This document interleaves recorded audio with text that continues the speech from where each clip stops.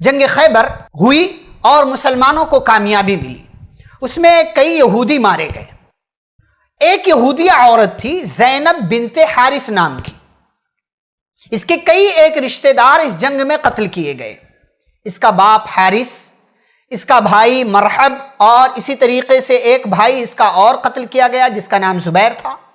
اس کا شوہر سلام بن مشکم اور اس کا ایک چچا بشار نام کا، گویا کہ دو بھائی، ایک چچا، ایک شوہر اور ایک باپ، یہ 5 لوگ قتل کیے گئے۔ اس عورت نے بدلہ لینے کی خاطر پیارے نبی صلی اللہ علیہ وسلم کی دعوت لی، جیسا کہ صحیح بخاری، صحیح مسلم وغیرہ کے اندر اس تعلق سے احادیث موجود ہیں، اور دعوت لی۔ بکری کے دستے میں اس نے زہر ملا دیا۔ آپ صلی اللہ علیہ وسلم کو وہ حصہ پسند تھا۔ آپ صلی اللہ علیہ وسلم گئے اور آپ نے ایک لقمہ منہ میں ڈالا، لیکن آپ کو خبر دی گئی کہ اس کے اندر زہر ہے۔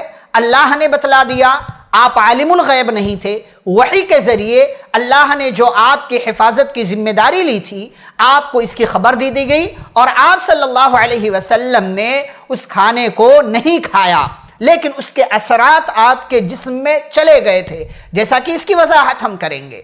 آپ صلی اللہ علیہ وسلم کو جب معلوم پڑ گیا تو آپ نے یہودیوں کو جمع کیا، یہودیوں سے مختلف سوالات کیے۔ انہی میں سے ایک سوال یہ تھا کہ اگر میں تم لوگوں سے کچھ پوچھوں تو کیا تم مجھے سچ سچ بتاؤ گے؟ انہوں نے کہا ہاں۔ آپ صلی اللہ علیہ وسلم نے پوچھا کہ کیا جو کھانا تم لوگوں نے مجھے کھلایا تھا اس میں زہر تھا؟ ان لوگوں نے کہا ہاں تھا۔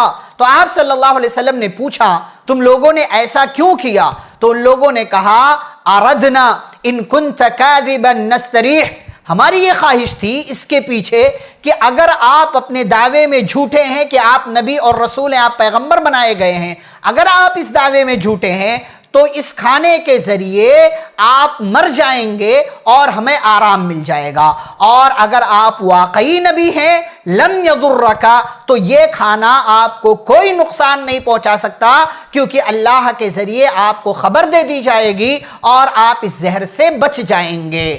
آپ صلی اللہ علیہ وسلم نے اس موقع سے کچھ نہیں کہا، لیکن وہی زہر آلود کھانا ایک صحابی نے کھایا تھا اور اس کی وجہ سے ان کا انتقال ہو گیا، تو پھر اس عورت کو قصاص میں قتل کر دیا گیا جس کا نام زینب بنت حارث تھا۔ تو یہ اس سوال کا جواب ہوا کہ آپ صلی اللہ علیہ وسلم کو کس نے زہر دیا تھا اور اس کا اثر کیا ہوا۔ اچھا، پیارے نبی صلی اللہ علیہ وسلم کو جو یہ زہر آلود کھانا پیش کیا گیا، آپ نے گرچہ نہیں کھایا، لیکن اس ایک لقمے کی وجہ سے یہ زہر اتنا زیادہ تیز تھا کہ اس کا اثر آپ کے جسم میں گیا، اور آپ صلی اللہ علیہ وسلم کی وفات جس سال ہوئی، اس واقعے کے 4 سال کے بعد آپ صلی اللہ علیہ وسلم کو وفات سے پہلے اس زہر کا اثر اپنے جسم کے اندر محسوس ہو رہا تھا، جیسا کہ آپ صلی اللہ علیہ وسلم نے اما عائشہ رضی اللہ تعالی عنہا کے سامنے اس کا تذکرہ کیا تھا۔